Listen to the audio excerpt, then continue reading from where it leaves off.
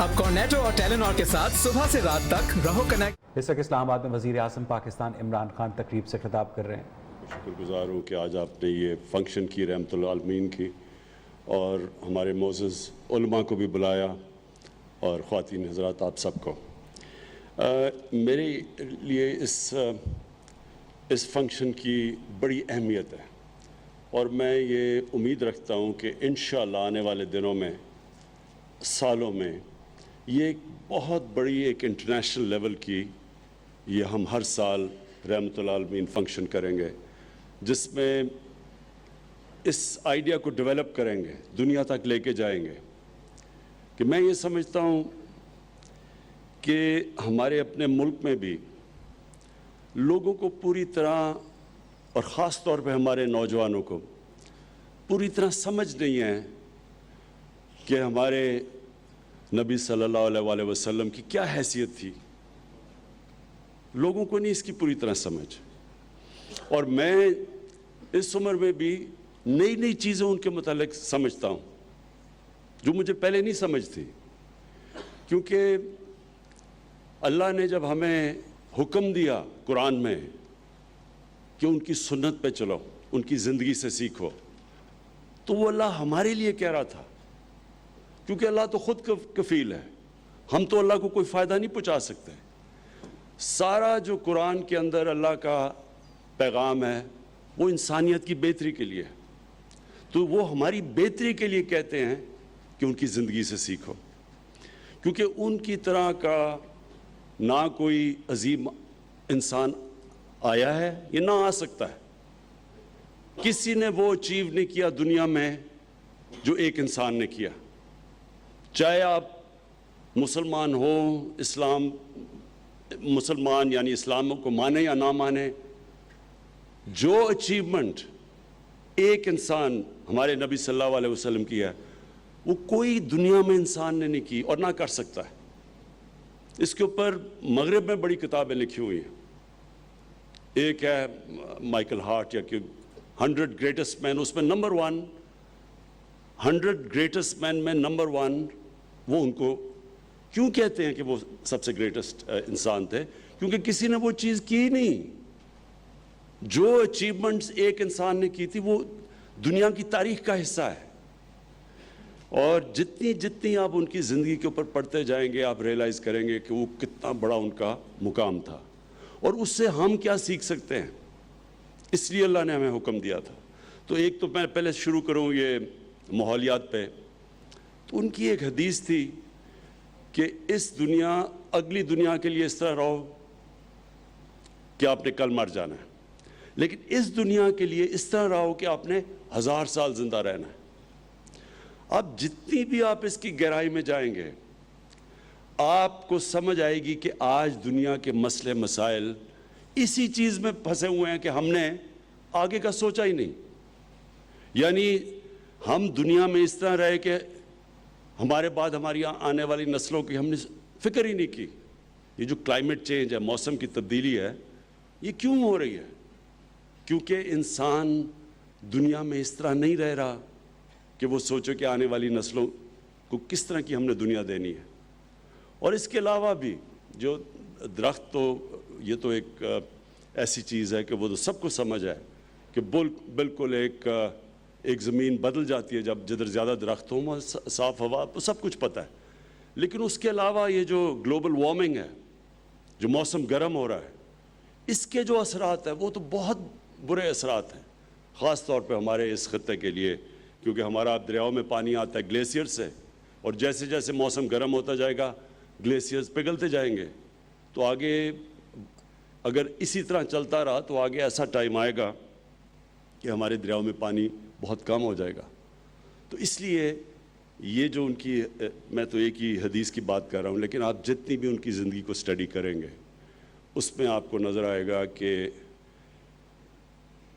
एक इंसान जो अल्लाह ने भेजा था उसने सारी दुनिया को कैसे तब्दील किया, उसके अंदर क्या क्वालिटीज़ थी, उनका कैरेक्टर क्या था, उनको देख देख के लोग लीडर बन गए। एक अंग्रेज़ी की किताब है द अरब कॉन्क्वेस्ट, उसके अंदर وہ یہ بتاتے ہیں کہ جب وہ اس زمین سے پردہ کر گئے تو کبھی بھی اتنے تھوڑے وقت میں اتنے عظیم انسان دنیا میں نہیں آئے. جو اٹھتا تھا وہ ایک عظیم انسان بن جاتا تھا, کیونکہ وہ ان کو دیکھ کے لوگ لیڈر بن گئے. حضرت عمر نے جب فیصلہ کیا کہ خالد بن ولید کو سپہ سالار سے ہٹانے کا, آپ سوچیں خالد بن ولید جیسا کوئی دنیا میں سپہ سالار آیا ہی نہیں, وہ کوئی جنگ ہی نہیں آ رہے, اور وہ جو جنگ جیتتے تھے, جو خاص طور پہ جو رومنز کے اگینسٹ وہ جیتے, جو بیزنٹائن ایمپائر تھا, وہ ایک دنیا کی کلاسک جنگ ہے کہ تھوڑے سے لوگ, ان کے ہتھیار بھی بہتر, لوگ بھی زیادہ, سپر پاور بھی, تو وہ ایک جینیس تھے, ملٹری جینیس تھے. اس کے باوجود حضرت عمر نے انہیں کہا, ان کو ہٹا دیا سپہ سالار ہونے سے.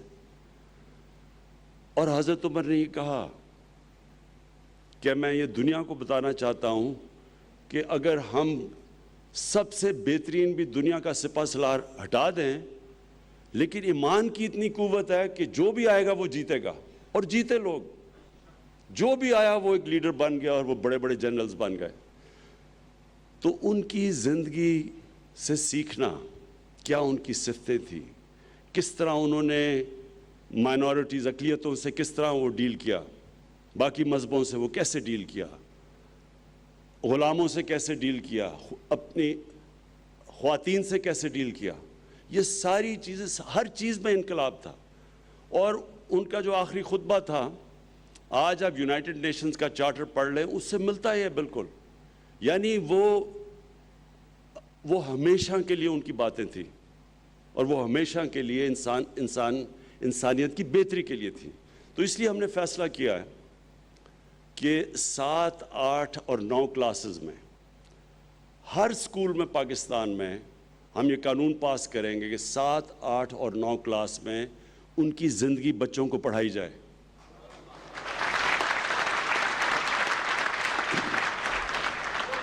تاکہ ہمارے بچے ان کی زندگی سے سیکھیں. ہم جب میں نے باہر تعلیم پڑھا تھا, تو جو بھی ہمارے ساتھ سٹوڈنٹس تھے وہ پڑھتے تھے, جو اس وقت کا کوئی بھی بڑا نام ہو اس کی کتاب پڑھتے تھے کہ وہ کیسے کامیاب ہوا. اب بچے پڑھتے ہیں بل گیٹس کیسے دنیا کا سب سے امیر ترین آدمی بن گیا, یا پھر ایک اور اسٹیو جابز, وہ بھی بڑا, یعنی کامیاب لوگ تھے سارے. تو ہمارے بھی یوتھ ان کو پڑھتی ہے کہ وہ کیسے کامیاب ہوئے. لیکن نبی صلی اللہ علیہ وسلم سے تو کوئی زیادہ کامیاب انسان ہوا ہی نہیں, نہ ہو سکتا ہے. تو اس کی زندگی سے جب تک ہمارے بچوں کو پتہ نہیں چلے گا, اور بچوں کو نہیں پتہ, آپ یقین کریں کہ میں حیران ہوتا ہوں کہ ہمارے اپنے پڑھے لکھے ہمارے اسٹوڈنٹس, گریجویٹس کو ان کی زندگی کی نہیں سمجھ. اور وہ جتنا وہ پڑھتے جائیں گے, ان کو سمجھتے جائیں گے, ان کے اندر سے چینج آئے گا. جو علامہ اقبال کا جو سارا شاہین کا کانسیپٹ ہے مرد مومن کا, وہ کیا ہے کہ جیسے جیسے انسان ان کی سنت پہ چلتا ہے وہ آزاد ہوتا جاتا ہے, اس کی زنجیریں ٹوٹتی جاتی ہیں, اور وہ سب سے اوپر چلا جاتا ہے. یہ جو ان کی کوالٹیز تھیں, جو اللہ ہمیں کہتا ہے کہ ان سے سیکھو, یہ جب تک ہمارے بچوں کو پوری طرح سمجھ نہ ہو, ایک دفعہ ان کو سمجھ آ جائے. اور یہ علامہ اقبال بھی یہی کہتے ہیں کہ جب آپ ایک نوجوان کو پوری طرح سمجھا دیں اپنی اسلام کی تاریخ, اپنی نبی صلی اللہ علیہ وسلم کی زندگی, پھر وہ دنیا میں جدھر بھی چلا جائے ان کو فرق نہیں پڑے گا. لیکن اگر آپ ان کو صحیح طرح تعلیم نہیں دیں گے تو وہ جب باہر جائیں گے وہ متاثر ہو جائیں گے. وہ جب دیکھیں گے ٹیکنالوجیکل پروگریس مغرب کے اندر تو متاثر ہو جائیں گے. تو ایک تو ہم نے یہ فیصلہ کیا. دوسری بات قادری صاحب نے جو بھی کی, یہ جو فرانس میں یہ جو بھی ہو رہا ہے, دیکھیں میں جب بھی میں وزیر اعظم بنا تو میں نے OIC کی میٹنگ اٹینڈ کی. OIC کی میٹنگ میں بھی میں نے سب وہاں ہیڈز آف اسٹیٹ تھے, میں نے ان سب کو یہ بات کہی کہ یہ جو اسلاموفوبیا ہے, یہ اسلاموفوبیا جو مغرب میں بڑھ رہا ہے, یہ جب تک مسلمانوں کے ہیڈز آف سٹیٹس مل کے اس کے اوپر پوزیشن نہیں لیں گے یہ بڑھتا جائے گا. اور اس کا سب سے بڑا نقصان جو ہمارے مسلمان رہ رہے ہیں مغرب میں یا ان ملکوں میں جدھر وہ اقلیتیں ہیں, مائنورٹیز ہیں, اگر ہم اس کو ایڈریس نہیں کریں گے اسلاموفوبیا کو تو یہ بیماری بڑھتی جائے گی. اور یہ جو فرانس میں ہو رہا ہے یہ بالکل وہی ہو رہا ہے جو کہ ہم سب کو نظر آ رہا تھا کہ یہ ہونا ہے. اور وہ یہ کیوں ہو رہا ہے؟ میں باقیوں سے زیادہ مغرب کو سمجھتا ہوں. کرکٹ کی وجہ سے میں نے بڑی زندگی باہر گزاری ہے. میں ان کی ذہنیت سمجھتا ہوں. دیکھیں, مغرب کے لوگوں کو نہیں سمجھ جو ہمارا رشتہ ہے نبی صلی اللہ علیہ وسلم سے. ان کو سمجھ آ بھی نہیں سکتی. وہ اس لیے نہیں آ سکتی کہ ان کے جو مسیح برادری ہے, ان کے وہ جو حضرت عیسیٰ سے جو ان کا عقیدہ ہے اور پھر یہودیوں کا بھی, وہ ان کی وہاں میڈیا کے اوپر یا جس طرح ان کے اوپر وہ گفتگو کرتے ہیں وہ ادب نہیں ہے جو ہمارے میں ہے. ہم حضرت عیسیٰ, حضرت موسیٰ, ہم سارے اللہ کے پیغمبروں, ہم ان سے بڑی ادب سے ان کا نام لیتے ہیں. وہاں یہ نہیں ہے چیز. میں جب 18 سال کا گیا وہاں پہلی دفعہ تو مزاحیہ فلمیں بنی ہوئی تھی اللہ کے پیغمبروں کے اوپر, حضرت عیسیٰ کے اوپر, اور وہ اس کو برا نہیں سمجھتے تھے. تو میں حیران ہوتا تھا دیکھ کے. فلمیں انہوں نے بنائی ہوئی ہیں جو کہ بے حرمتی کرتی ہیں حضرت عیسیٰ کی, لیکن وہاں اس طرح ریاکشن نہیں آتا. تو میں نے تب ہی سمجھ لیا کہ ان کو اندازہ ہی نہیں ہے جس طرح ہم مسلمان رہتے ہیں اور جو ہمارے عقیدہ ہے. اس لیے ہوا کیا, پہلا ایک سلمان رشدی نے آج سے 30 سال پہلے کتاب لکھی, مسلمان دنیا میں بالکل ٹھیک جائز شور میں چاہ. سلمان رشدی کو پتا تھا کہ مسلمانوں کو تکلیف ہوگی کیونکہ وہ تو ہندوستان میں مسلمان گھر میں پیدا ہوا تھا, لیکن مغرب کو نہیں سمجھ آ رہی تھی کہ یہ کیا ہوا مسلمان دنیا میں. کیونکہ ان کا, پھر سے میں آپ کو بتاؤں, ان کا بالکل تاثر ہی اور ہے. دین کے اوپر وہ بالکل مختلف سوچتے ہیں, اور زیادہ تر تو وہ ایتھیسٹ بن چکے ہیں. زیادہ تر یورپ کے اندر دین تو بہت کم لوگ اب فالو کرتے ہیں. تو جب وہ وہاں سے شروع ہوا تو ادھر سے انہوں نے یہ شروع کر دیا کہ جو مسلمان ہیں یہ آزادی رائے کے خلاف ہیں, تنگ نظر ہیں. پوری کیمپین چل گئی, ان کو ہماری سمجھ نہیں ہے, یہ ہمارے ویلیوز کو نہیں سمجھتے, یہ ہماری ڈیموکریسی کو, آزادی کو نہیں سمجھتے. یہ پوری کیمپین چل گئی, اور کیمپین چلائی گئی. وہ لوگ, ایک چھوٹا سا طبقہ وہاں ہے جو اسلام کے خلاف ہے, جو اسلام کو بری نظر میں دکھانا چاہتا ہے, جو پروپیگنڈا کرتا ہے اسلام کے خلاف. انہوں نے فائدہ اٹھایا اس سے. اور ہمارے مسلمان دنیا میں جو ہونا چاہیے تھا کہ ہمیں تب سارے لیڈرز کو جمع ہو کے UN کے اندر اور یورپین یونین میں بتانا ان کو چاہیے تھا کہ یہ ہمیں آپ تکلیف دیتے ہیں جب آپ کوئی بھی ایسی چیز کریں جو ہمیں نقصان, جو بے حرمتی کرے ہمارے نبی صلی اللہ علیہ وسلم کی. ہمیں بتانا چاہیے تھا. یہی میں نے OIC میں کہا, یہی میں نے یونائٹڈ نیشنز میں کہا کہ جب تک ہم جو مسلمان لیڈرز ہیں ہم ان کو نہیں بتائیں گے, وہ جو چھوٹا سا طبقہ ہے وہ ہمیشہ استعمال کرے گا. یہ جو انہوں نے کارٹون, یہ جو چارلی ہیبڈو کے کارٹونز تھے, یہ اس کے پیچھے کوئی چھوٹا سا طبقہ, اس کو پتا تھا کہ مسلمانوں کا ریئیکشن آئے گا, اور اس سے پھر مسلمانوں کے خلاف پوری کیمپین چلتی ہے. ہمیں پتہ بھی ہے کہ کون سے یہ تھوڑے سے لوگ ہیں, یہ خطرناک لوگ ہیں جو مسلمانوں کو ان کو برا دکھانا چاہتے ہیں. اب یہودی, تھوڑے سے یہودی ہیں دنیا میں, ان کو جو سیکنڈ ورلڈ وار میں جو ہولوکاسٹ ہوئی, ان کے جو جرمنز نے ان کی قتل عام کی. اب جو ہولوکاسٹ ہے وہ ظاہر ہے کہ یہودی ساری کمیونٹی کو بڑی تکلیف دیتی ہے, لیکن یہودی کمیونٹی ہیں تھوڑے سے, لیکن وہ اتنے منظم ہیں, میڈیا میں اتنے طاقتور ہیں کہ انہوں نے ایسا مغرب کے اندر انہوں نے ایسا کسی بھی میڈیا پولیٹیشین کسی کی جرت نہیں ہے کہ ہولوکاسٹ کے خلاف کسی قسم کی بات کر سکے، بلکہ 4 ایسے یورپین شہر ہیں وہاں وہ جیلوں میں ڈال دیتے ہیں کہ اگر آپ صرف یہی کہیں کہ اگر وہ کہتے ہیں 60 لاکھ مرے تھے ہولوکاسٹ میں، اگر آپ کہیں نہیں جی 60 لاکھ نہیں 20 لاکھ، جیل میں ڈال دیتے ہیں وہاں۔ آسٹریا 4 ملک ایسے۔ تو میں یہ سمجھتا ہوں کہ اگر کسی بھی ہیومن کمیونٹی کو تکلیف ہوتی ہے کسی چیز سے تو ہمیں وہ نہیں کرنا چاہیے۔ یہی تو رحمت العالمین کہتے تھے، یہ ہمارے نبی صلی اللہ علیہ وسلم، بلکہ قرآن کے اندر ہے کہ دوسروں کی عبادت گاہوں کی حفاظت کرو، اور جو ان کے لیے ایسی شخصیت جو ان کے لیے سیکرڈ ہیں ان کو کوئی خلاف ان کے بات نہ کرو۔ یہ تو ہمارے نبی صلی اللہ علیہ وسلم کہتے تھے۔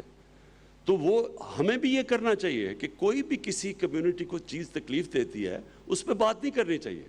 تو یہودیوں نے ایسی ان کے اندر یونٹی اور انہوں نے ایسی کیمپین چلائی کہ کہیں بھی آج آپ مغرب کے اندر بات ہی نہیں کر سکتے کسی قسم کی، مثلا آپ کو سوچ بھی نہیں سکتا کہ کوئی مزاحیہ چیز کر دے ہولوکاسٹ کے خلاف۔ تو ہم 1.25 ارب انسان ہیں دنیا میں، ہم یہ کیوں نہیں کر سکے؟ اور مجھے افسوس سے کہنا پڑتا ہے کہ اس کا ایک بہت بڑا فیلئر ہماری مسلمانوں کی لیڈرشپ پہ۔